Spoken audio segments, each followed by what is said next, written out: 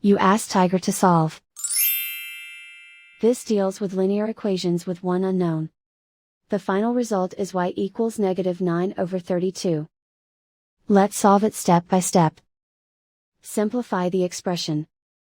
Simplify the arithmetic.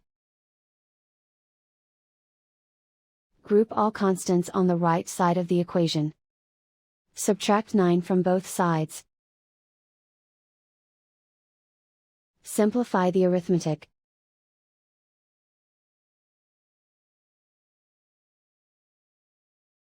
Isolate the y.